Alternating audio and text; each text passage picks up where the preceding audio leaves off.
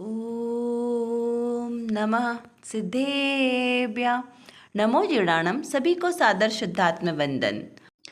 आज माघ कृष्ण नवमी का यह शुभ मंगल पावन दिवस है और प्रतिदिन प्रसारित होने वाले सोनगढ़ संदेश में से आज जो संदेश हमें प्राप्त हुआ है वह द्रव्यानुयोग के ग्रंथ इष्टोपदेश ग्रंथ जो आचार्य पूज्यपाद स्वामी देव द्वारा विरचित है उस ग्रंथ के आधार से हमें प्राप्त हुआ है। इस ग्रंथ में 51 यानी 51 इष्ट उपदेश हमारे लिए कार्यकारी उपदेश दिया गया है। तो उसमें से यह जो संदेश हमें प्राप्त हुआ है, चलिए पढ़ते हैं।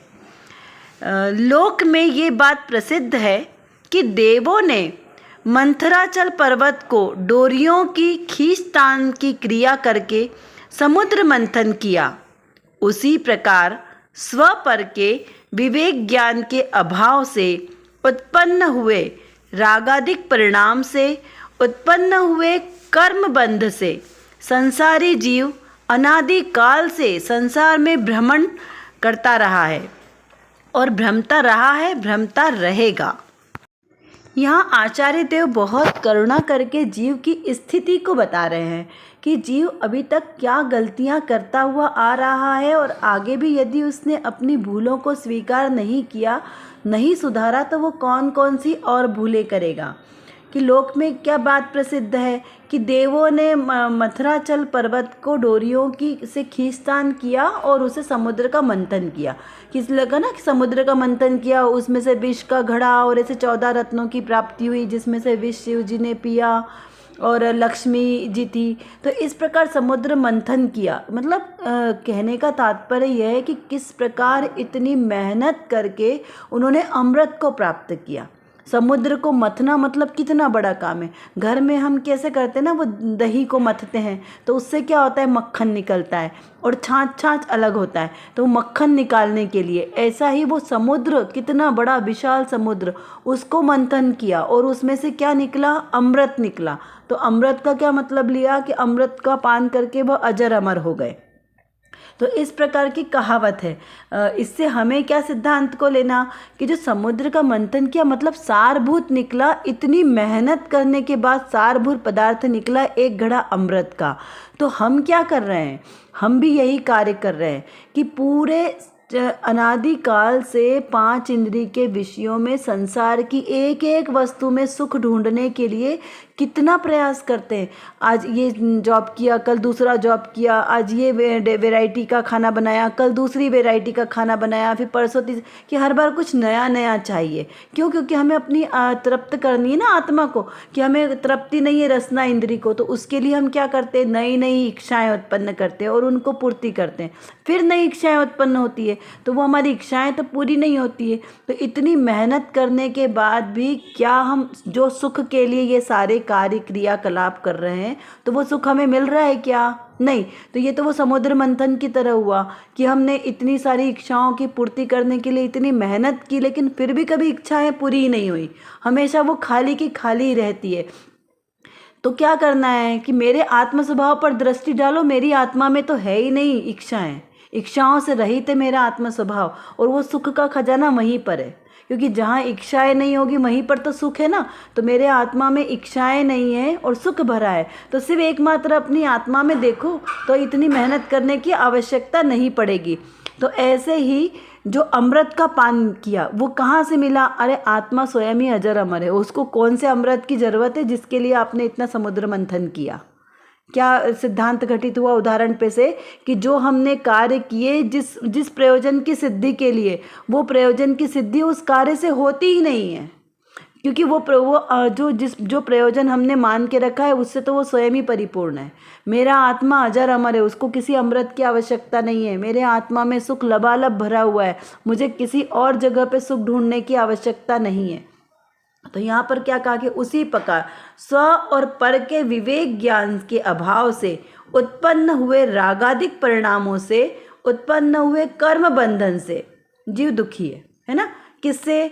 जो स्व और पर का, मेरे आत्म स्वभाव का और उस मेरे आत्म स्वभाव से रहित पर द्रव्यों का जो हमने विवेक नहीं रखा क्यों? क्योंकि दोनों भिन्न भिन्न है ना, दोनों को भिन्न भिन्न नहीं जानने से जो राग द्वेष और मोह आदि परिणाम उत्पन्न हुए वो कर्म बंधन का कारण है। और वो कैसा है? वो दुख का कारण है। वो दुख का कारण होने से संसारी जीव अनादिकाल से संसार में भ्रम रहा है, और वो अभी भी नहीं समझेगा तो वो आगे भी भ्रमता रहेगा। क्या कहा? अभी भी भ्रम रहा है, पहले भी भ्रम रहा था और आगे भी भ्रमता रहेगा। क्यों? क्योंकि वो ये रागादिक परिणामों से अपने आत्मद्रव्य को भिन्न नहीं जानेगा, इसलिए वो भ्रमण करता रहेगा और ऐसे ही प्रयास करता रहेगा जो निरर्थक प्रयास है, जो सार्थक नहीं है। ऐसे ही समुद्र मंथन कर करके वो अपना समय व्यर्थ गवाता रहेगा, लेकिन उसका कोई फायदा नहीं होगा। आप संसार में किसी भी द्रव्य में जाके सुख की कल्पना करोगे, वहाँ सुख नहीं मिलेगा, क्योंकि वहाँ पे सुख नाम का गुण है ही नहीं। संसार में सुख नाम का गुण नहीं है, इसलिए वहाँ पर ढूंढना व्यर्थ है। सुख नाम का गुण एकमात्र मेरी आत्मा में है, वहीं आप ढूंढे, रमे, जमे, उसी में लीन रहें, तभी वहाँ पर आपको सुख की अनुभूति होगी। ऐसा इस मैसेज का अर्थ निकलता है। चलिए अब देखते हैं आज की रत्न कणिका में कौन सी विशेष बात आई है। यहाँ पर लिखा है कि भाई तू शरीर की ओर ना देख, तेरे विकल्प व्यर्थ ही जाते हैं और आत्मा का कार्य भी नहीं होता है। शरीर तो धोखा देगा, भाई तेरी आत्मा का जो कुछ करना हो सो कर ले। क्या कहा? देखो कितना प्रेरणादायक है। यहाँ गुरुदेव हमें इतना समझा रहे हैं, बारंबार समझा रहे हैं कि भाई तू क्या कर रहा है, तू जो कार्य कर रहा है वो सार्थक कार्य नहीं है, निरर्थक है, भूसे को कूटने की तरह है। भूसे को चाहे कितना भी कूटो उसमें से अन्न नहीं निकलेगा, रेत को कितना भी पेल लो उसमें से तेल नहीं निकलेगा, पानी को जितना चाहे मथ लो, चाहे जितना मथ लो, लेकिन उसमें से घी नहीं निकलेगा। क्यों? क्योंकि उसमें है ही नहीं, तो उसमें से कैसे निकलेगा? यहाँ पे कहा कि तू शरीर की ओर ना देख। क्यों? क्योंकि हमारी दृष्टि कहाँ है? एकमात्र शरीर के ऊपर। सारे दिन भर में अगर हम बैठ के चिंतन करें तो हम सारी की सारी क्रियाएं इस शरीर की ही पुष्टि के लिए करते हैं, इस शरीर को प्रसन्न रखने के लिए, इस शरीर को कोई तकलीफ ना हो, ये शरीर अच्छा दिखे, सुंदर दिखे, इसके लिए सारा प्रयास पूरे दिन भर में हमें विचार चिंतन ऐसा ही करना है कि पूरे दिन भर में आप एक लिस्ट बनाओ कि आप कौन कौन से कार्य शरीर के लिए करते हो और कौन कौन से कार्य आप अपनी आत्मा के लिए करते हो। तो सारे के सारे कार्य आपके शरीर की क्रिया में जाएंगे, आत्मा के लिए कार्य तो कुछ नहीं मिलेगा। तो यहाँ पे कहा कि तू शरीर की ओर मत देख, शरीर की चिंता मत कर। शरीर का तो स्वभाव क्या है? पूर्ण गलन का स्वभाव है, ये तो बनेगा, विंशेगा, होगा, इसका कुछ होने वाला नहीं है। तो उसकी ओर दृष्टि मत कर, क्योंकि वो तेरा है नहीं, वो तुझे छोड़कर ही जाने वाला है। तो उसकी ओर दृष्टि मत कर। तेरे विकल्प व्यर्थ में जाते हैं। काहे के लिए? इस शरीर को श्रृंगारित करने के लिए, इस शरीर को हष्ट पुष्ट बनाने के लिए सारे व्यर्थ जाएंगे प्रयास। क्योंकि आपने सुबह से शरीर को पुष्ट करने के लिए क्या किया? उसको अच्छा भोजन दो, उसके अनुरूप भोजन दो। तो उसके अनुरूप भोजन देने के बाद भी क्या शरीर पुष्ट होता है? हम कितनी भी प्रयास कर ले कि हमारे शरीर में कोई रोग ना आए, हम निरोगी रहें, तो क्या ऐसा हो सकता है? नहीं हो सकता है। जब जो रोग आना होगा उदय में वो तो आएगा ही आएगा, जब उस रोग को जाना होगा तब वो जाएगा ही। आपके प्रयास करने से नहीं जाता, किसी डॉक्टर की मेडिसिन से नहीं जाता। हमें ऐसा भ्रम हो जाता है कि अरे इस डॉक्टर के पास जाएंगे और इसके ट्रीटमेंट से हम जल्दी ठीक हो जाएंगे, है ना। तो ये हमारा भ्रम है। वो तो अपने ही उदय काल के अनुसार जाता है। साता वेदनी का उदय आएगा तब अपने आप रोगादिक चले जाएंगे। असाता वेदनी का रोग आएगा तो आप कितनी भी कोशिश करोगे लेकिन वो रोगादिक आएंगे, क्योंकि असाता वेदनी का उदय। तो ये सारे काम साता और असाता वेदनी के हैं, किसी डॉक्टर के उससे नहीं होता है। डॉक्टर तो एकमात्र निमित्त है, यदि आपका रोग ठीक हो गया तो। और अगर किसी का रोग ठीक नहीं हुआ तो तब भी उस डॉक्टर को बोलना चाहिए कि इस डॉक्टर की वजह से हमारा रोग अभी तक बचा हुआ है ना। पर ऐसा तो नहीं होता है।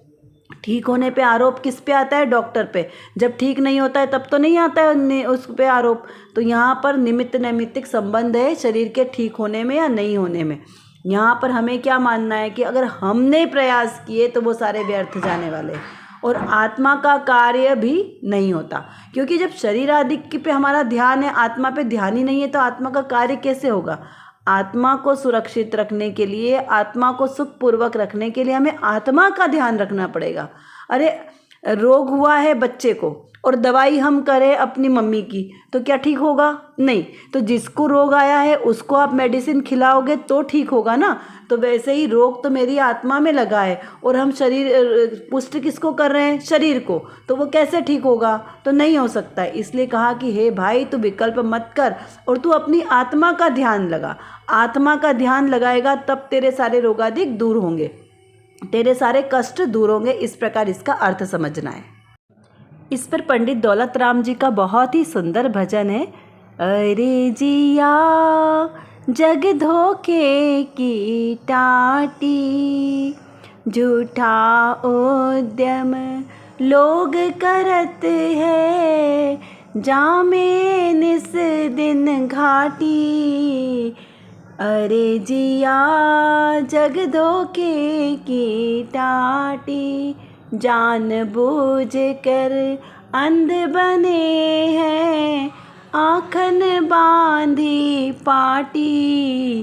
अरे जिया जग धोखे की टाटी। और भी ऐसे बहुत सारे भजन हैं। क्या तन मांझ तारे, एक दिन माटी में मिल जाना। ये सारे भजन हम गाते तो हैं, लेकिन कभी उसको अंतर में नहीं लेते कि सच में ये दिन, ये जो हमारा शरीर है जिसकी हम इतनी परवाह कर रहे हैं, वो हमें एक दिन छोड़कर चले जाने वाला है और साथ में हमें दुख दे के जाने वाला है। जब हम इतना विचार कर ले तो हमारा तो ये भाव ही सार्थक हो जाएगा। चलिए अभी हम कुछ प्रश्नों को समझते हैं कि समुद्र मंथन की तरह हम कौन कौन से कार्य करते हैं और उनका क्या परिणाम होता है जो हमारे लिए व्यर्थ हैं। सच्चा सुख कहाँ है और हमने सुख जहाँ पर माना है, हमें क्या वहाँ पर सुख मिला? विचार करना आवश्यक है। मेरा आत्मा और मेरा शरीर दोनों किस प्रकार से अलग अलग है, दोनों में क्या भेद है? शरीर तो धोखा देगा, तो तेरे आत्मा का जो कुछ करना है उसे हमें कर लेना है इसी भाव में। इसका क्या अर्थ लेना, क्योंकि शरीर तो हमें छोड़कर जाने वाला है, निश्चित है। तो हमें ऐसा कौन कौन से कार्य करना है, क्या कार्य करना है जो हमारे आगे भी हमें काम आए।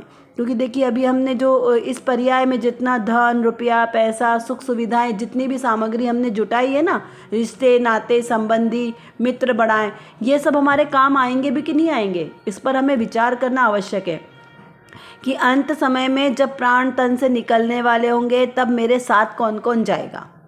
क्यों? क्योंकि हम तो अभी सारे जीवन इन लोगों को अपना मान के हमने अपना जो आत्म ध्यान करने का समय था, स्वाध्याय का समय, वो भी हमने व्यर्थ गवा दिया।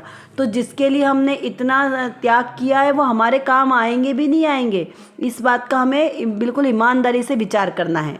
आशा करती हूँ आपको यह सब अच्छी तरीके से समझ में आ गया होगा। यदि कुछ नहीं समझ में आया हो तो आप ज़रूर हमसे कमेंट बॉक्स में लिखकर पूछ सकते हैं। और जो विषय आज हमारे सामने हुआ, इसको बारंबार चिंतन करते रहें, जिससे हमारी दृढ़ता मजबूत हो। और इसी प्रकार सम्यक श्रद्धा के साथ जो भी हम क्रिया करेंगे वही हमारे लिए कार्यकारी होगी। अतः सम्यक दर्शन, सम्यक ज्ञान और सम्यक चारित्र के साथ हम भी अपने ऐसे रत्नत्रय को प्रकट करें, सच्चा श्रद्धान करें। इसी पवित्र शुभ भावनाओं के साथ आप सभी को सादर जय जिनेंद्र।